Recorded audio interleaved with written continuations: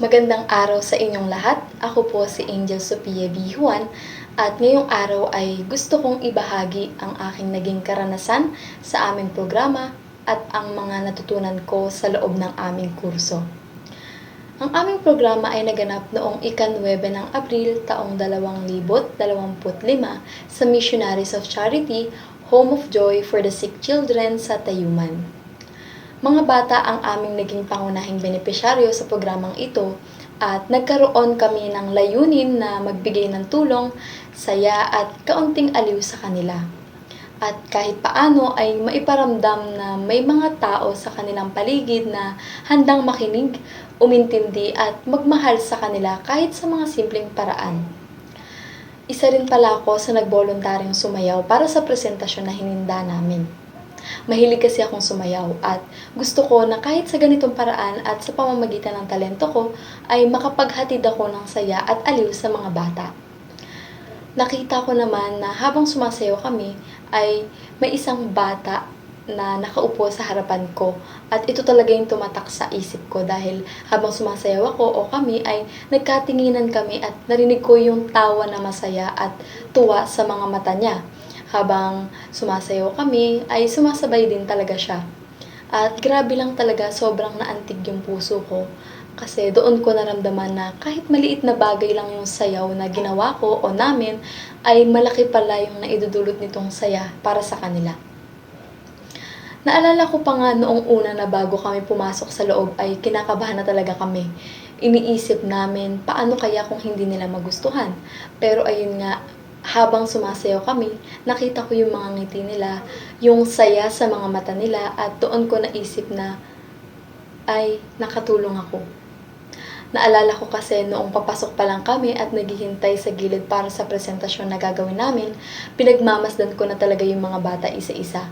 At hindi ako nakaramdam ng lungkot kasi mas napuno ng tuwa at pasasalamat yung puso ko.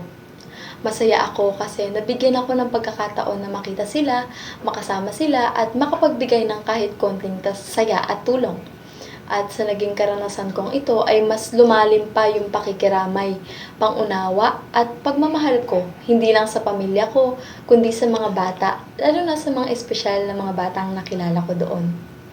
Napagtanto ko rin na ang tunay na pagmamalasakit ay hindi lang para sa mga kakilala mo o kadugo mo, kundi para sa kahit sinong nangangailangan ng tulong at malasakit. Naniniwala kasi ako na ang pagmamahal at pagtulong ay wala namang hangganan, basta sa abot ng makakaya. At alam naman natin na hindi kasalanan noong mga inabando ng bata at matatanda yung kalagayan at nangyari sa kanila. At bilang isang miyembro ng komunidad, ang kaya kong maibigay sa panahon na ito na estudyante pa muna ako ay yung pangunawa, pagmamahal at respeto sa kanila. Bilang kalahati ng klase na napunta sa mga bata para sa programang ito ay kita ko rin at naramdaman ko yung paglalim ng samahan namin. Mayroon kaming kooperasyon, pagmamahalan at iisang layunin na makapagbigay ng totoong serbisyo at kasiyahan. Kita ko rin na lahat kami ay nagbigay talaga ng aksyon at tulong mula sa pagpaplano hanggang sa mismong araw ng programa.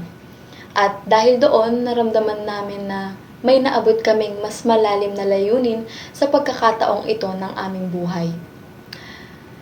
Sa mga natutunan ko sa aming kurso, ang pinakatumatak sa akin ay ang katotohanang hindi sapat ang pagmamahal lang sa pagpapanatili ng isang masayang pamilya.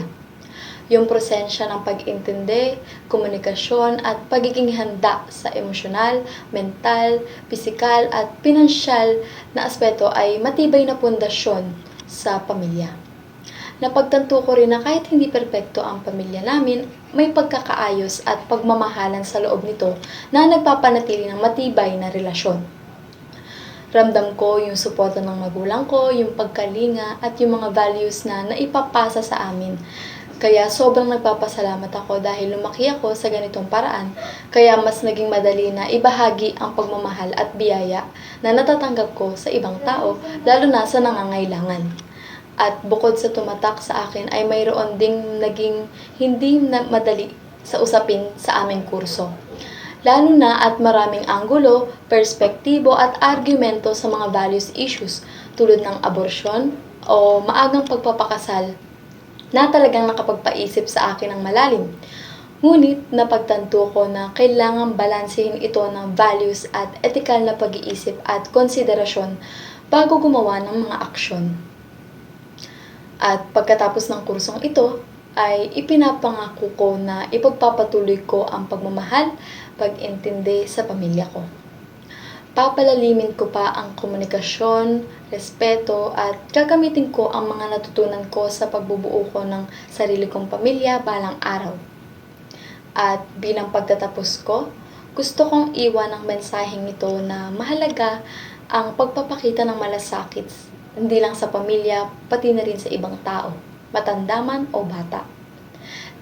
Minsan, sa simpleng mga bagay tulad ng simpleng ngiti, kwento o sayaw ay sapat na para ipadama sa kanila na may nagmamalasakit at nagmamahal sa kanila, na hindi sila nakakalimutan. At dahil dito ay hinihikayat ko kayo na gumawa ng maliit man o malaking hakbang para maipakita ang mga values na isinasabuhay at natututunan natin. Tulad ng respeto, pakikiramay, pagmamahal sa mga simple at panimulang hakbang tulad ng pagdamay sa kapwa at pakikinig sa nangangailangan ay isang malaking bagay na bilang panimulang hakbang. At tandaan natin na hindi nakakabawas ng dignidad ng isang tao ang pagpapakita ng simpatya at empatya sa ibang tao. Dahil naniniwala ako na ang pagmamahal at pagmamalasakit ay hindi lamang nangyayari sa loob ng pamilya. Ngunit nagsisimula ang lahat sa loob ng pamilya. Hindi kailangang malaki ang aksyon sa pagtulong dahil minsan sapat na yung presensya, pangunawa at pakikinig basta galing at bukal sa puso ng bawat isa. Ang pagmamahal ay mas makabuluhan kapag ibinabahagi. Maraming salamat po.